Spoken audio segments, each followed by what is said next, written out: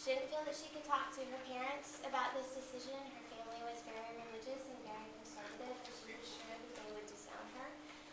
Her boyfriend was a year younger than her, and she had not even told him that she was pregnant.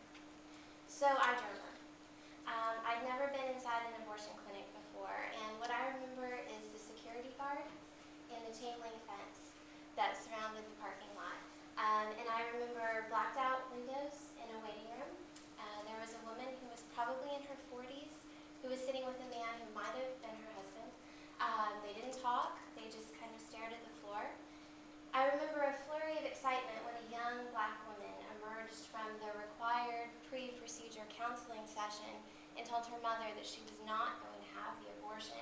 And her mother whipped out a cell phone, and I remember this very distinctly. She said to whoever answered, "Praise the Lord, she's decided to keep the baby."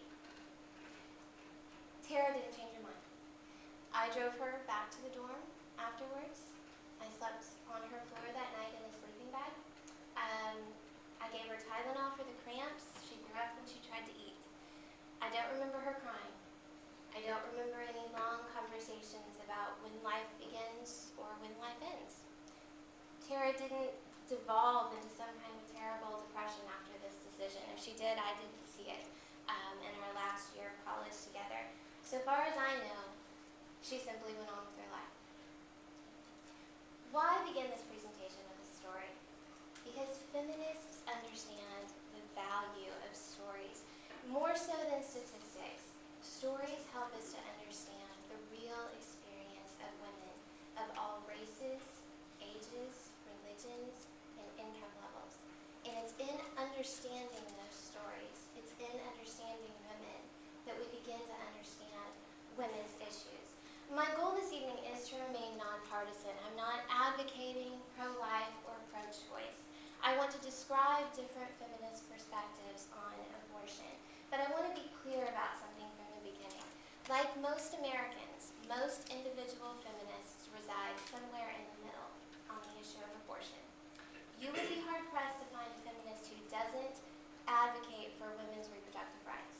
That should just be a given. Yet many feminists are mothers or fathers, or they plan to become mothers or fathers someday. And their feelings about parenthood are necessarily going to complicate their feelings on abortion.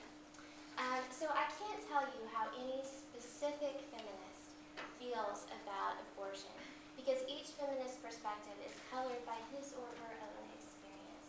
What I'd like to relate to you this evening are the overarching concerns that feminists have about abortion, as well as the changing nature of the abortion debate amongst feminists. Okay? So I've written down some remarks, and I'm gonna stick to them a little bit closely this evening. So, but at the end we'll have time for questions. If you were to sit down to coffee with a group of feminists and say abortion, I want to read you some statistics that you might learn from that conversation. Black women are 3 times more likely than white women to have an abortion. Hispanic women are twice as likely as white women to have an abortion. 33% of women who have abortions are between the ages of 20 and 24. So that should strike home with some of you ladies out here in the audience tonight.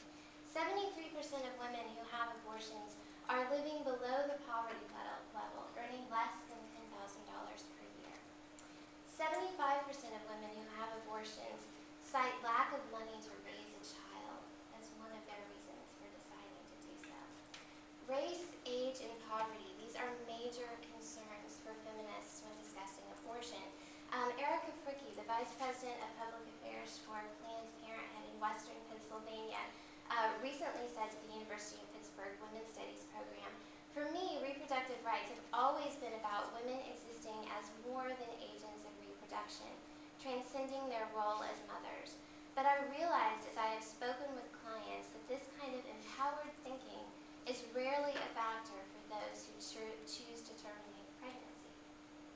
In other words, while the popular conception of women who get abortions is that you see those little pink lines on the pregnancy test and you say, "Oh, it's my body, I'll do whatever the hell I want with it," in many cases, the choice to terminate a pregnancy has very little to do with political or religious beliefs.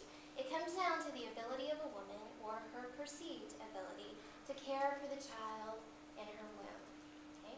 To put it another way, while abortion may seem an incredibly selfish act, according to the Physicians for Reproductive Choice and Health, 74% of women cited concern for or responsibility to other individuals as their primary motivation for getting an abortion.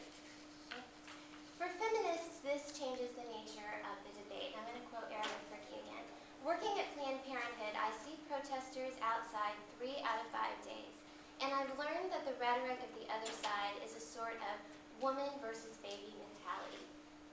But framing the abortion debate in those terms overlooks the fact that women who are seeking abortions are by and large young, between the ages of 20 and 24, impoverished, living below the poverty line, of racial minority, either Black or Hispanic, and single. 66% of women who get abortions are not married.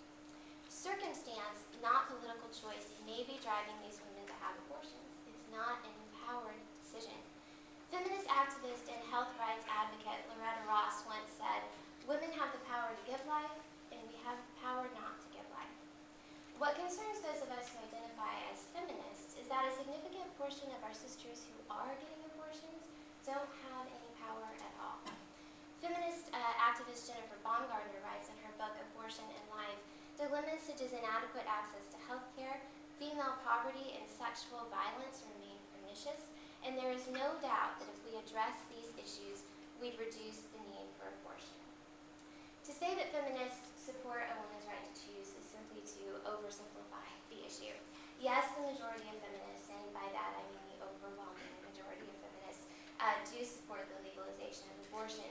But that doesn't mean that feminists are avidly encouraging women to have unprotected sex and then to go out and have abortions willy-nilly. Feminists understand the financial, physical, and psychological toll that an abortion takes on a woman, more so than a rehash of the pro-life, pro-choice debate, as Crystal mentioned this evening, more so than stump speeches about the need to overturn Roe v. Wade or the need to protect it at all costs. Feminists want rational policies regarding access to health care and sex education for all men and women.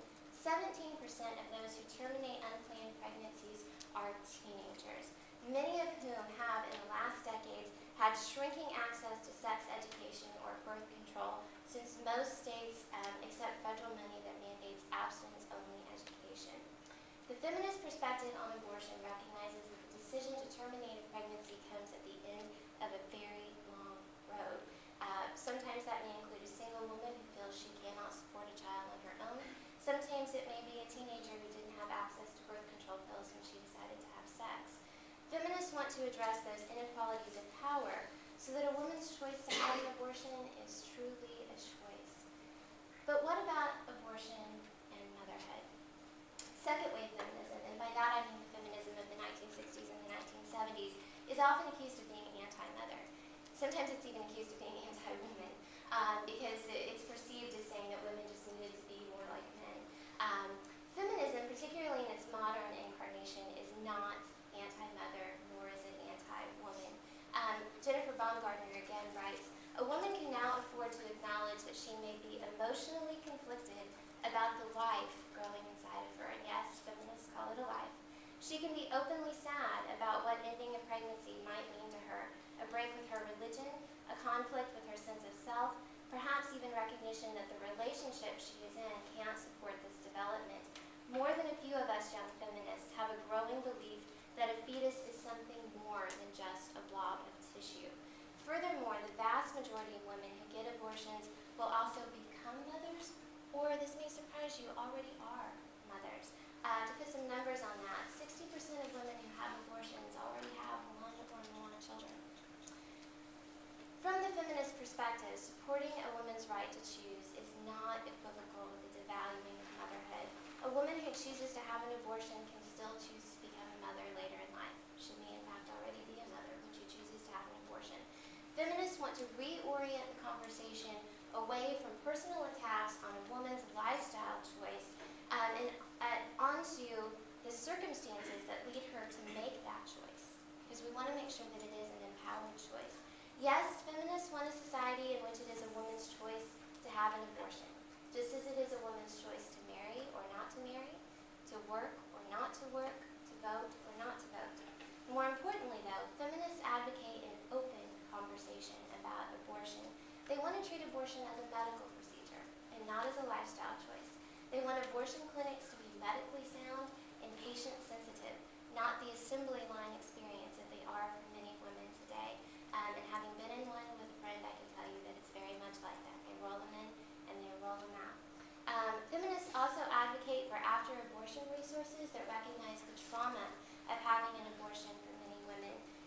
our stories is one way to bring abortion out into the light. Presentations such as this panel this evening, sponsored by here, are another way of opening up the conversation about abortion. I want to leave you tonight with this final feminist perspective on abortion. 27% of women who have an abortion cite unwanted sex or rape as the reason for their pregnancy. 27% of women who have abortions cite unwanted sex or rape as the reason for their pregnancy. Feminists are less concerned with the politics of pro-choice and pro-life and more concerned with a society that allows for that kind of violence against women, for a society that continues to oppress women of color. The issues of a society where a woman is denied access to the same economic opportunities as men. These are the things that concern feminists. Until we have a truly equitable society, from a feminist perspective, we cannot have an equitable discussion about abortion because the majority of women who seek abortions are like my friend Tara, who is 21, not a college graduate, with no way to support, from her perspective, herself and a child amongst the most vulnerable.